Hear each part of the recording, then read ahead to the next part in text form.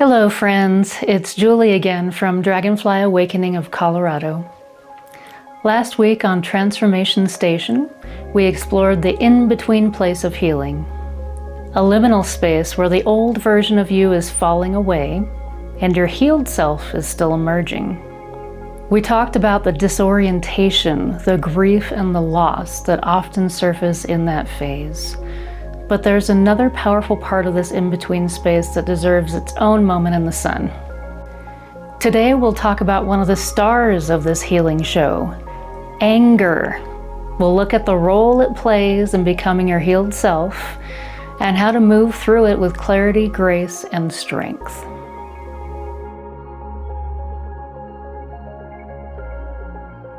I've been seeing anger everywhere I look lately. It's potent and it's rampant, and everyone is feeling it. In my recent energy healing sessions, there's been a noticeable pattern of clients carrying unprocessed or repressed anger. So I figured this would be the perfect time to talk about it, because learning how to navigate this intense emotion is something we all need. A lot of people are going through an awakening process right now. And with awakening comes a lot of healing. As your awareness expands, you start seeing things you couldn't see before. You begin to recognize the places where you weren't treated well, where your boundaries were ignored, or where you accepted crumbs because you didn't know you deserved more. You start noticing the moments where you didn't show yourself love, and the relationships where other people didn't show you love either. This new level of clarity can stir up a lot of anger, not because you're becoming bitter, but because you're finally realizing, I don't deserve that, or my needs matter too, or why wasn't I protected or supported? You see the old patterns for what they really were, and your heart starts demanding better for you. Awakening brings light. But it also shines that light on the darkest parts of you that have been stuffed down or neglected. The places where love was missing. And when you see that clearly for the first time, of course old emotions rise to the surface. Because you're finally acknowledging the truth of what you've been carrying around all this time. Anger is one of those emotions that can feel really uncomfortable, and for a lot of people it can be pretty scary. If you were brought up in a family that knew how to express and process anger in a healthy way, congratulations, because that is rare. Most of us learn that anger is a bad emotion, something to hide, avoid, suppress, or even feel ashamed of. Many people think anger is destructive. We're taught by example that anger means yelling, saying hurtful things, punching walls, destroying relationships, or sometimes even worse than that. So the message we get from the examples of anger that we've witnessed is, I can't be angry. If I'm angry, I'll hurt people and probably ruin everything. But the truth is that anger itself is not destructive. Anger is actually doing you a favor. It's a signal to you that something is off.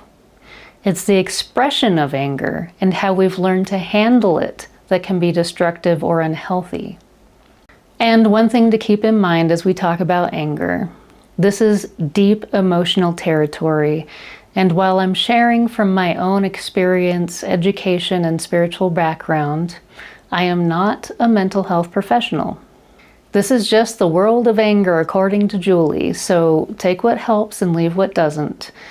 And if you find yourself overwhelmed or unsure how to navigate what's coming up, reach out to a licensed therapist or counselor for support. It's not just the expression of anger that we need to focus on. It's also important to understand that there's healthy anger and unhealthy anger. Healthy anger occurs as a defense when your boundaries are breached.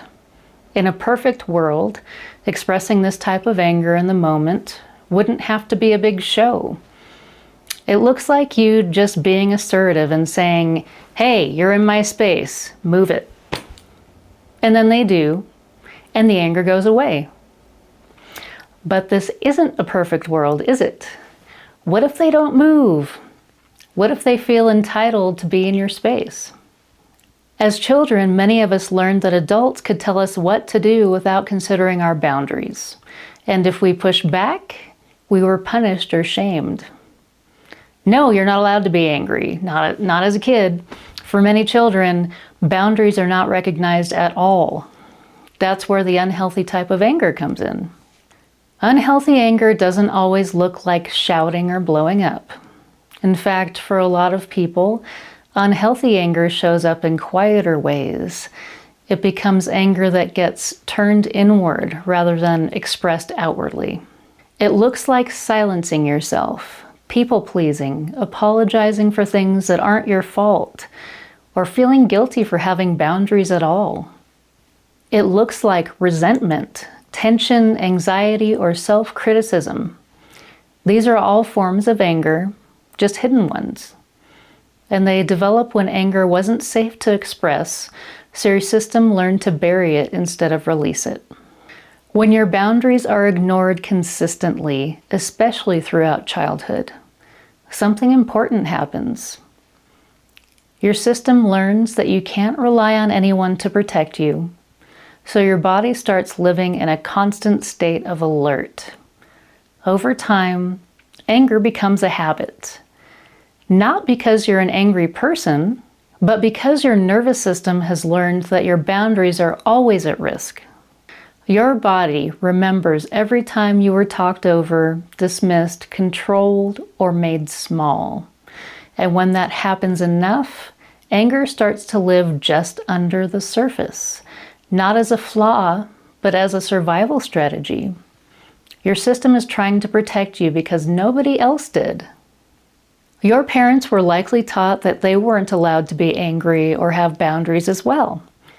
And their parents were taught the same, and their parents, and so on. It's a long line of repressed anger causing very unhealthy dynamics within families, ultimately resulting in so much unhealthy emotional processing in adulthood.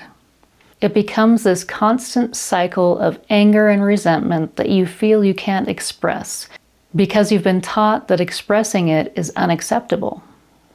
So when you have all this unprocessed anger stored in your system, it doesn't just disappear. It has to go somewhere. And if it didn't feel safe to express that anger when you were young, your body found other ways to cope. Sometimes it turns inward and becomes self-blame, shame, or low self-worth. Sometimes it comes out sideways as irritation, defensiveness, or emotional shutdown. Sometimes it shows up in the body as tightness, fatigue, headaches, or tension. And sometimes it comes out in sudden outbursts that feel out of character, or an overreaction to a minor inconvenience because the pressure has been building for years. These are all clues that you might have repressed anger to process. Unprocessed anger has a way of leaking into everything: your relationships, your nervous system, your sense of safety, even the way you talk to yourself. And this is why anger often shows up so strongly in the in-between stage of healing. Not because you're becoming worse, but because you're finally becoming aware of what's been buried. There is also a point in healing where anger begins to shift. It stops bursting out of the past and starts showing you the future. You stop being angry at what happened and begin feeling anger as a form of clarity. It becomes the part of you that says, this is what I will no longer tolerate, and this is what I will allow instead. That moment is powerful because anger is no longer just a reaction. It becomes a compass. It points you toward the life that finally honors who you are. So we've got to get over the idea that anger is a bad thing. When you express your anger in a destructive way toward yourself and others, then yes, that's bad. But feeling angry is good. When you feel angry, that means that you've done enough healing and releasing old parts of yourself to see a situation from above and say, I deserve better. I deserve respect. It's the part of you that really loves you. And for some people who are used to stuffing these feelings down, There's so much healing that can happen when you finally look that part of yourself in the eye and validate it. For me, allowing myself to feel and express my anger was like a graduation. For so long, I was trying to figure out how to express my anger in a healthy way. I actually used to kind of admire people who were able to yell at the people they were mad at in such an eloquent way that made them feel so small. I thought they were putting people in their place like a champ. I was like, how do they do that? How can they just think of every big emotional gut punch on the fly like that? But that can actually be very destructive and lead to tons of regret. I realized eventually that I admired that behavior because I had seen it so much that I felt like something was wrong with me if I wasn't able to behave that way myself. I know now that when people do that, they're actually doing a lot of unnecessary damage that they can't take back. When people react in the moment, they often scream, blame, say things they don't mean, and behave in ways that can take a big chunk out of whatever bonds and trust that they previously had in a relationship. So if you can't do it that way, what are you supposed to do? For years, I asked this question. Most of the time, when I was angry, I would just be silent. I figured nothing good could come of me speaking up. Either I'll say something terribly hurtful to the other person, or they'll turn it around on me and I'll end up feeling like it's all my fault anyway. So what's the point? But I've done some time in therapy and researched this for myself. I'm no expert, but I've been through it. And here are some things you can do that can allow anger to move through you in a healthy way. First, acknowledge your anger. When you feel it bubble up, don't try to stuff it down. Say to yourself, I'm angry and that's okay. Anger doesn't make you a bad or unevolved person. It doesn't make you less spiritual. It makes you a human being with needs. Simply naming it by saying I'm angry helps discharge some of its intensity and can prevent it from turning into resentment or self-blame.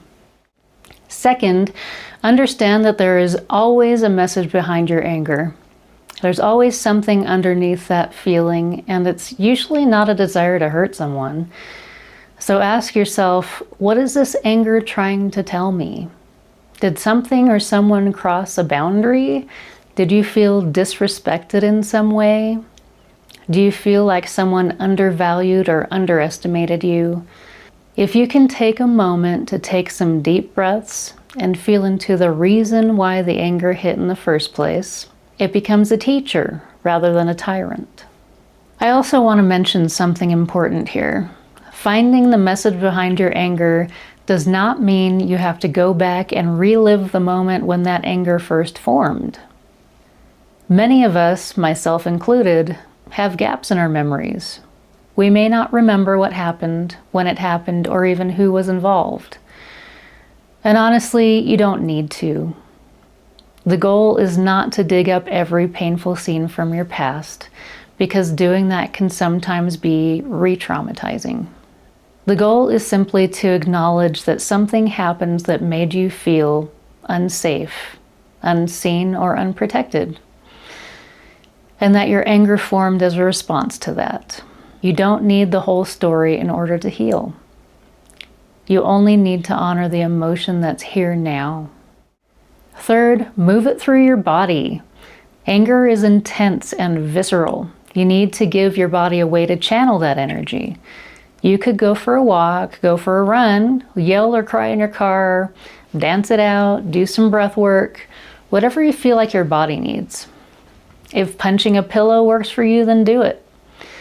If you have an actual punching bag, that might even be better.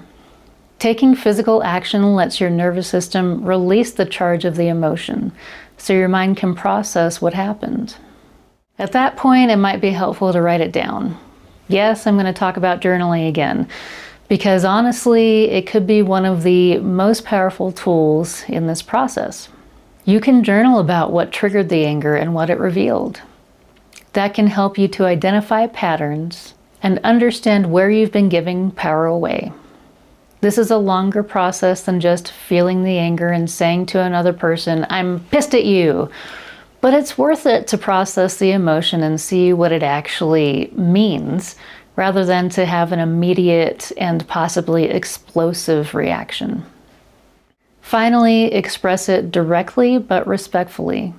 Use I statements like "I feel" and "I need." Speak calmly, avoid blaming or shaming language.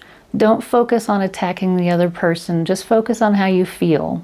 Healthy expression of anger helps protect your peace without destroying the relationships you have with the people who are important to you.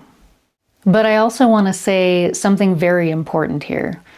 If it feels unsafe to express your anger to someone directly, please don't do it. Your safety matters more than perfect communication. In that case, you can still express the anger, just not to them.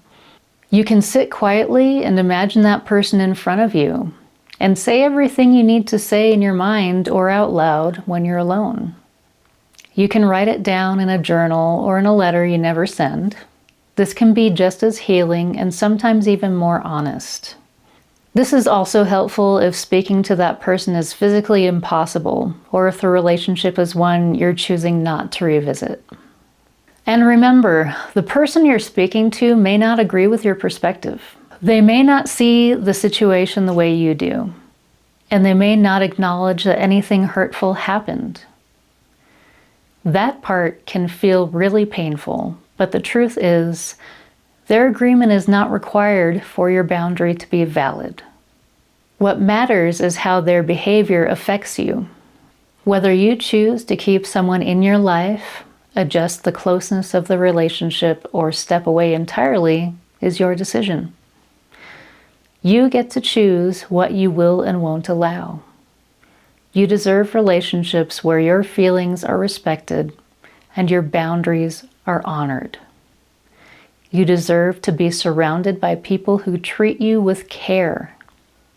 Ultimately, once anger has been expressed in a healthy way, it often turns into clarity regarding what you will or won't allow going forward.